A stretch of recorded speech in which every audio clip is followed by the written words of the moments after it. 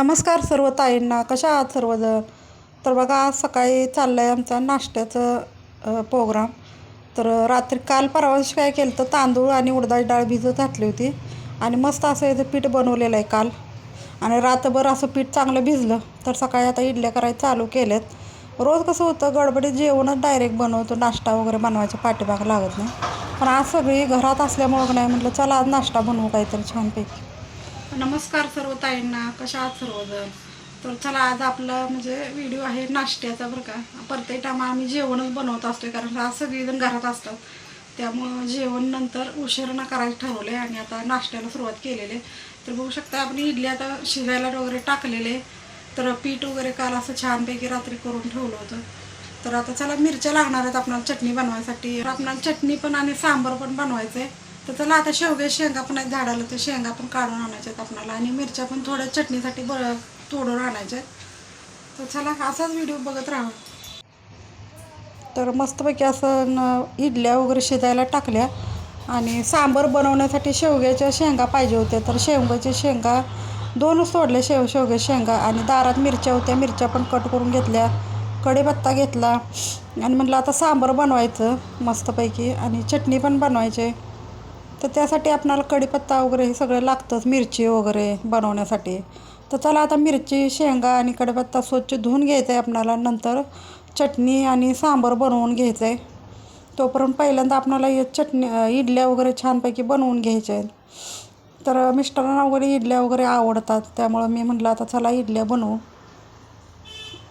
आणि कढीपत्त्याचं पण झाड चांगलं फ्रेश आलेलं आहे बघा. पण काय होतं, रस्ता जवळ असल्यामुळं नाही, धुळा वगैरे बसतो त्याच्यावरती. तर त्याला मी काय करते, मिठाचं पाणी टाकून स्वच्छ धुवून घेते, म्हणजे काय रोग जंतू वगैरे असले ना तर ते निघून जातात. आणि आजकाल कसं झालं आहे, जिथं रस्ता आहे ना तिथं धुळा खूप उडत असतो आणि दिवसभर मग ते धुळा त्यावर बसला की ते चिकट पानं होऊन जातात. त्यामुळे चांगलं स्वच्छ धुवावं लागतात. झाड मात्र एकदम मस्त आलेलं आहे बरं का, पण धुळाच खूप आहे. तर बघू शकता, मिरच्या पण आपल्या घरच्याच आहेत, शेवग्याच्या शेंगा, कढीपत्ता सगळं आपलं घरचंच आहे बरं का. तर नारळ आणला होता, नारळामध्ये पण भरपूर असं पाणी निघलं बरं का, आणि ते सांडून पण गेलं. तर म्हटलं चला आता पेवा म्हणून भरून ठेवलं होतं, तर ते सांडलं हात लागल्यानंतर. तर याचं खोबरं वगैरे काढून घेतले आणि चटणीसाठी हे सगळं साहित्य मी तयार केलेलं आहे सांबार बनवण्यासाठी. तर सांबारमध्ये मी एक शेवग्याची शेंग घातली, कारण शेवग्याची शेंगा कोण जास्त खात नाहीत. तर शेवग्याची शेंग, बटाटा, टमाटर, कांदा हे सगळं घालून मस्त असं सांबार बनवलं. पहिल्यांदा जरा चटणी बनवून घेतली, कारण आमच्यात जास्त प्रमाणात सांबार कोणाला जास्त आवडत नाही बरं का. तर चटणीच लागते, त्यामुळे मी पहिल्यांदा मस्त असं चटणीच पहिल्यांदा बनवून घेतलेले.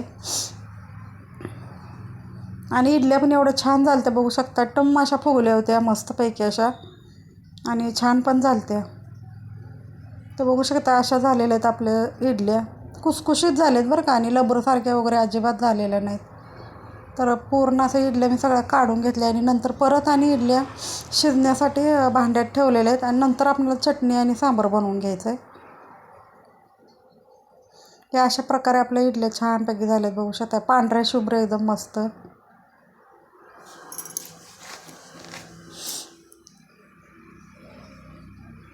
आणि आता परत आणि पीठ भरून मी आता इडल्या शिजायला टाकलेले आहेत.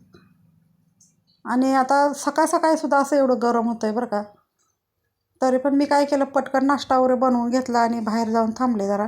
खूप असं गरम होत असते.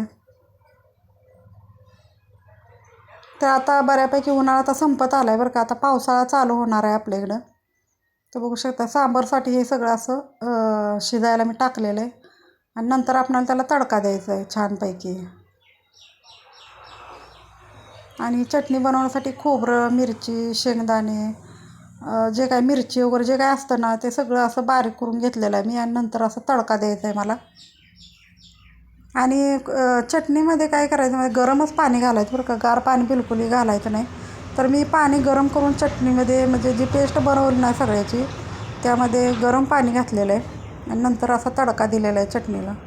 तर चटणी पण एवढी छान मस्त झाली बरं का.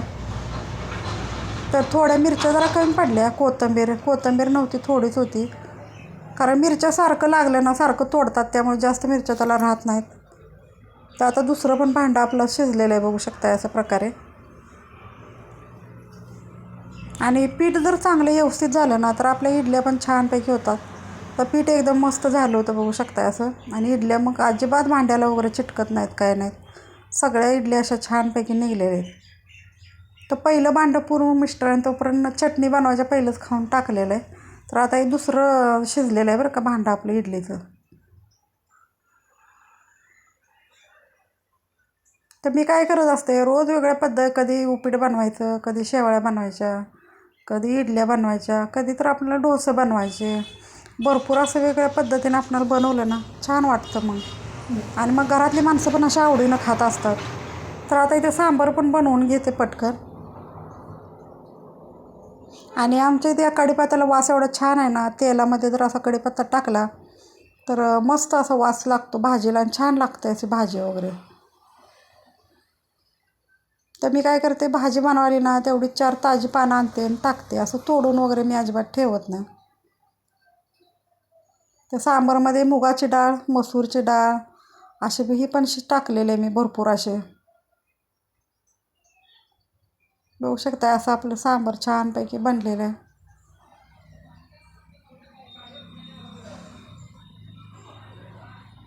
आणि मोठा मुलगा आहे ना, त्याला अजिबात इडली वगैरे आवडत नाही बरं का. बाकी सगळी खातात पण त्याला नाही आवडत.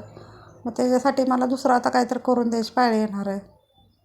बाकी मग सगळी आवडीनं खातात. तर असं सांबार, चटणी, पुन्हा इडली अशा बघू शकता छानपैकी आपल्या झालेल्या आहेत अशा. तर आता चला, आपणाला आता नाश्ता बनवला आहे पण आता खायचा पण आहे, कारण बनवण्या नादात आपलं खायचं विसरून जातं. तर कशी वाटली आपली इडली सांबार आणि चटणीची रेसिपी नक्कीच कमेंट करून सांगा. तर चला आता मी नाश्ता बनवून घेते.